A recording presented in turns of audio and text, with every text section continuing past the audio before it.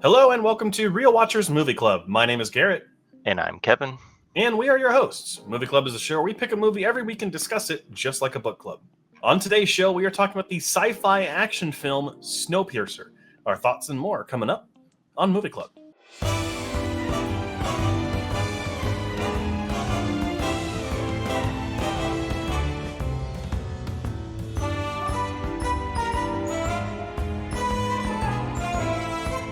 Released in 2013, Snowpiercer was directed by Bong Joon-ho and stars Chris Evans, Song Kang-ho, and Ed Harris.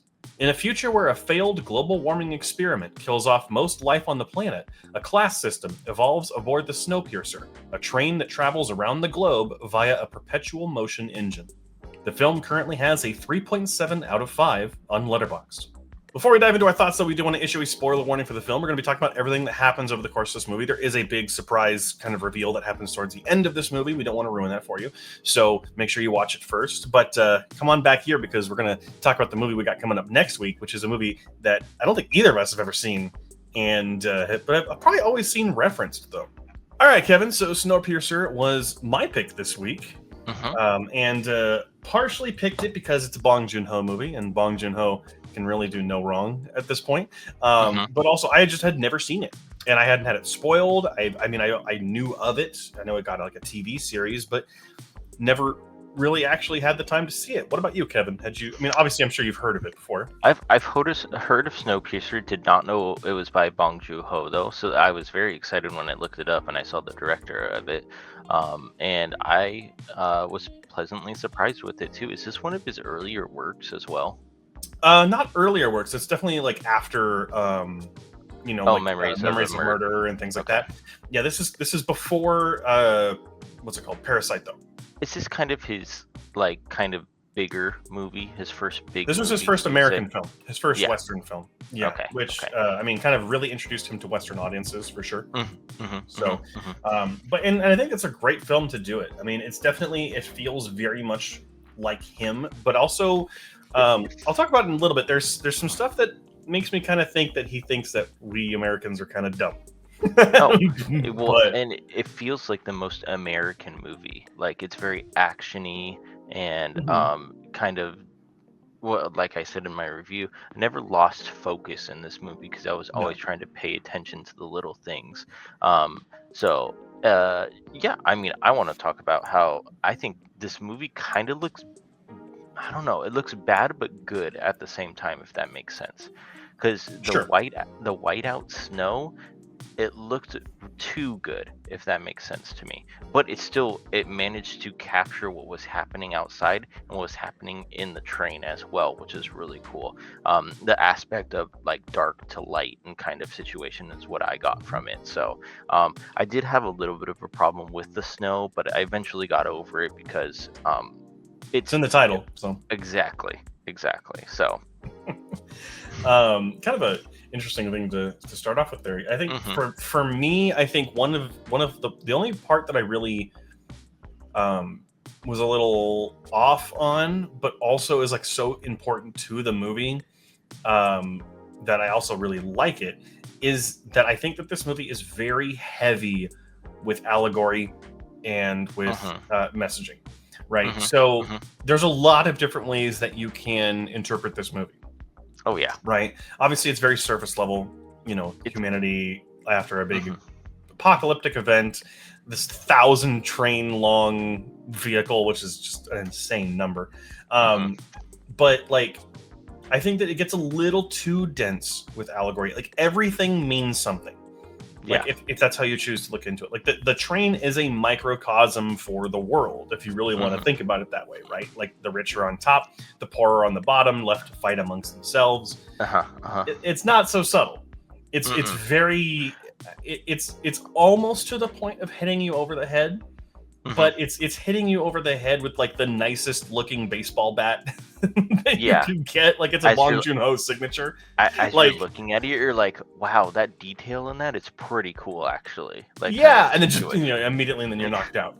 But like there's, and again, we already spoiled, like the idea of having child labor, right? Yeah. And everyone just looks over it because there's a lot of child labor in the world, and like so much of what we have is dependent on it, from fashion to tech, and it really makes the world go round as it makes the train go around, which is one of the things that he's definitely trying to talk about here. Also, you have like it's kind of interesting. Oh, go ahead. I was gonna say it like first listening to how they do the trains, it sounded like a Hunger Games situation. A little bit. Like that's what I got when I first go. It's like, oh, there's multiple parts of the train. Oh, they both all mean something else. Like all the districts have their specialties. All these trains have their specialties in it. And I was like, oh, that's very interesting. How he can separate them by train cars though, instead of just districts. Yeah, but it's more so like it's the structure of like the world, right? The rich are at the front, and then the extreme poverty poor are at the back. I mean, even below the poor, right? Because they're people that just happen to get on the train as it was departing. Yeah, right. And they call that out like the first like minute of this movie too. They're like, you're below everyone else. Like you are the worst of the worst, which is really an interesting way to look at it. Because you could look at it as like the people who feed off of others, or there's a lot of different ways you could look at it. There's like the whole like thief punishment thing is so brutal when they just stick your arm out though. But because I was like, how are they gonna? Yeah, exactly. How are they gonna punish him?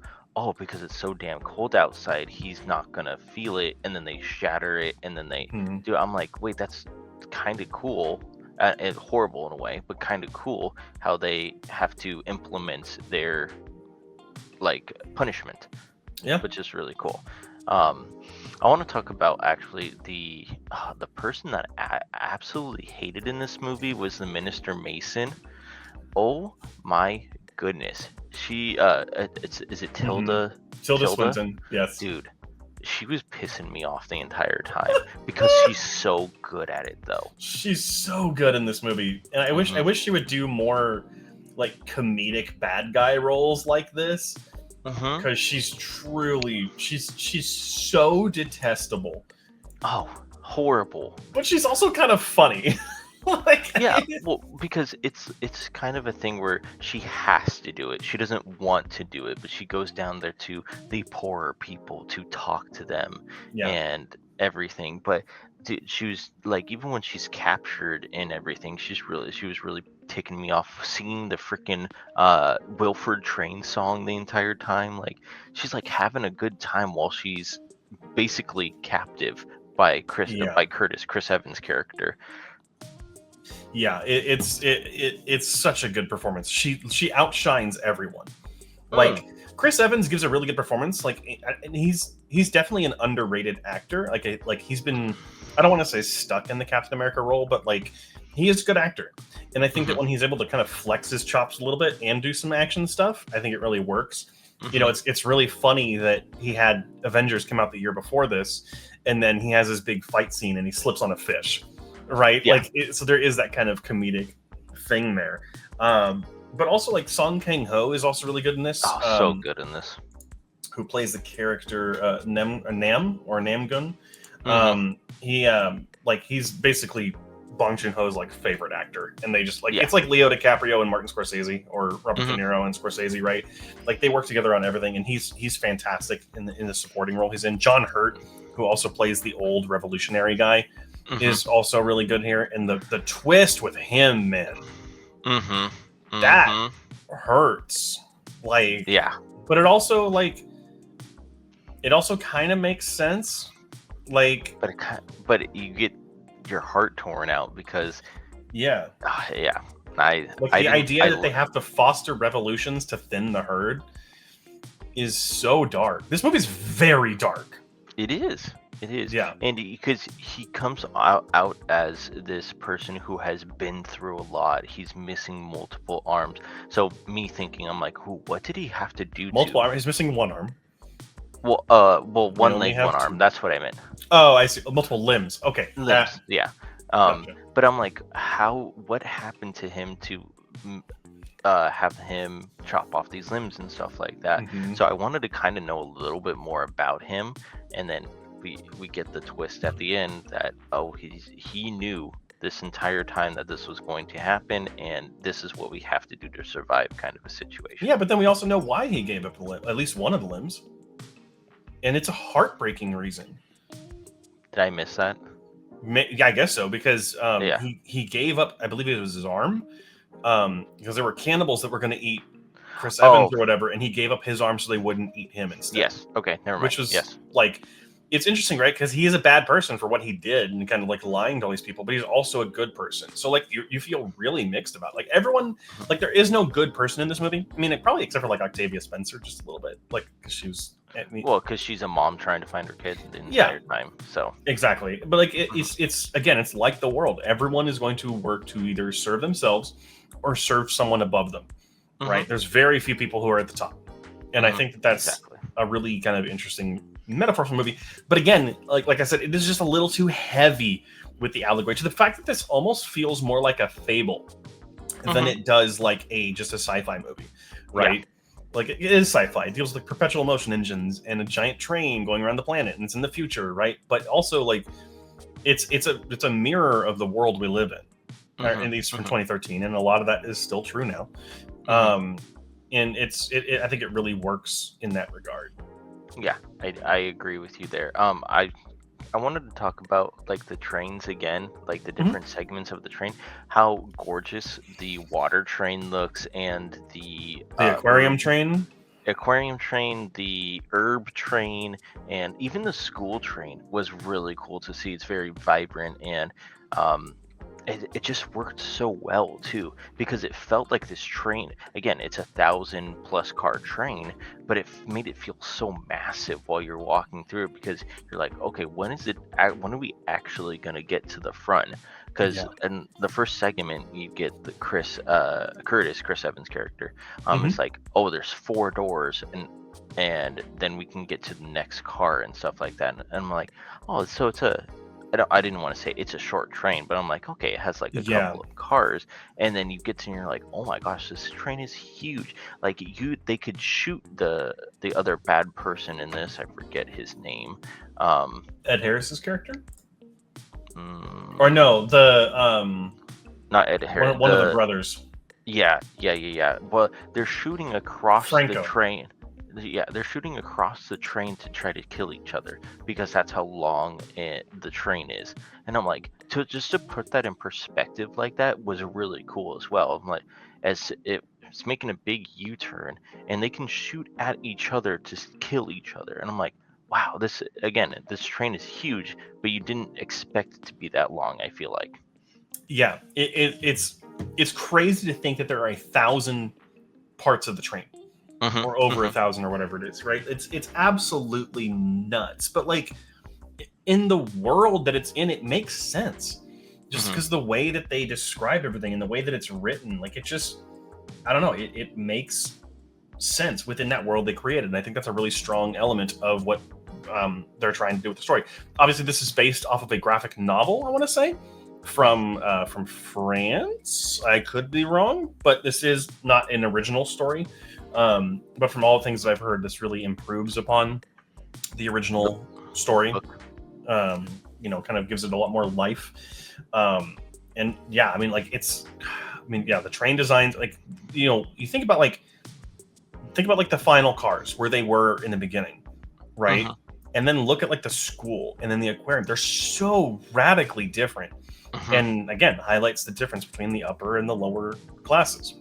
A lot of classism on display. But also, entire movie, immaculately shot. I mean, come on. It's Bong Joon-ho. Like, the action sequences look fantastic. There's random, weird, cheesy, or campy shit that happens. Like, when the guys are smearing the fish blood on their axes. Like, what does that even mean? But they're doing it anyway.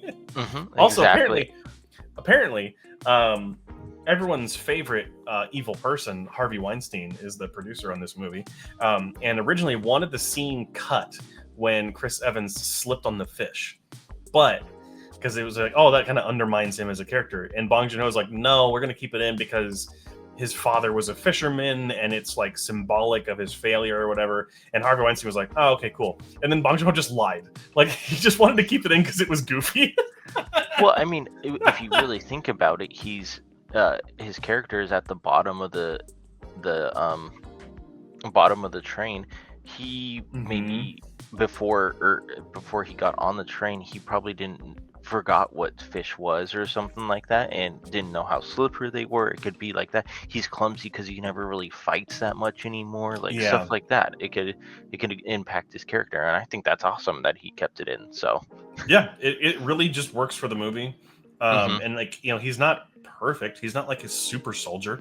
no, exactly. Like He doesn't need to he's be either. he's not Captain America. Hmm. So, but yeah, I think it's truly something special. I like. Is it the best movie in the world? Is it the best of Bong Joon Ho's? No, I don't think No. it is. It's definitely. I think that because it's so heavy with allegory, that I think that like anyone who watches this movie, regardless of their level of like movie literacy, Hmm. will pick up on something. And I think that in a way is Bong Joon Ho's like maybe the Americans are too thick to understand what I'm saying, so I'm just going to overload this. Hmm. Hmm. Which is why I mentioned that earlier. Is that the actual case? Probably not. But it's I think it's a little too heavy with the allegory. But other than that, I think it's really a really good ride, Yeah, 100%. I Not well, believe. I'm not giving it 100%, but But it's a really fun ride. yes. Alrighty, Kevin. So this was my pick this week. So let's Mhm. go ahead and I'll start off here with final thoughts and score. I really enjoyed this. I thought this was not in any way grounded. Like I was expecting this to be more of like a typical sci-fi movie, and while it is, it definitely has a lot more, and it does feel more like a fable than it does like a sci-fi story, which I really enjoyed. It's a great film that I think is a little too heavy with allegory at some points, but it does stay true to its path, and it gives us a thoroughly dark movie that I was not nearly expected to be as dark as it was, which I also really enjoyed. So for me, I gave it an 88 out of 100, which equates to 4 stars out of 5 on Letterboxd. Nice. Yeah. So I really enjoyed this movie as well. Very cool Bong Joon-ho movie with a little bit of action for us Americans who might not have the attention span for some of his other work. Um, but it's really good. I really enjoyed the acting. Chris Evans does kind of take a stand back in the acting, and then we have is it Tilda again? Yes, Tilda The Swinton. Tilda shines in this movie. I wish we got a little bit more of her in this movie as well. But the concept behind of lower class, upper classes, and everything in between. But the visual effects are fantastic. The cars on the train are fantastic with the different, um, just the different variety that you get out of it is fantastic as well. Um, the ending is kind of a bummer though for me. I didn't really enjoy it, I Some guess, people because think it's more hopeful, but I guess it's just all in how it's a you interpret polar it. bear. Polar bear eats people. Well, the whole point is that life is possible to happen again. Yeah, we'll see. I mean, there was no sequel, so we'll see about that. It's true. But still, a really good Bong Joon-ho movie. I mean, I don't think he's missed a single one that I didn't enjoy. Not yet. So I gave it a 86 out of 100, which accumulates to 4 stars out of 5. You're We're so right around the close. same. But the question now falls to you. What do you think of Snowpiercer? Really interested to hear what you have to say about this one. So let us know what you think down in the comment section down below. But just remember to be respectful of one another because it's just not that hard. Just be nice. But anyhow, next week we're going to be covering the fraternity comedy Animal House, which I have Hmm. never seen. I don't think Kevin's ever seen, so we're covering that for the first time. But make sure to watch it before next week so you aren't spoiled. But again, thank you so much for watching. Make sure to like, comment, subscribe, all those wonderful things. We have our live stream that goes live every single Wednesday at 7 p.m. Pacific Standard Time. And this show goes live every single Friday at 4 a.m. Pacific Standard Time. So thank you so much for watching again. And of course, until next time, make sure to keep those eyes on the screen.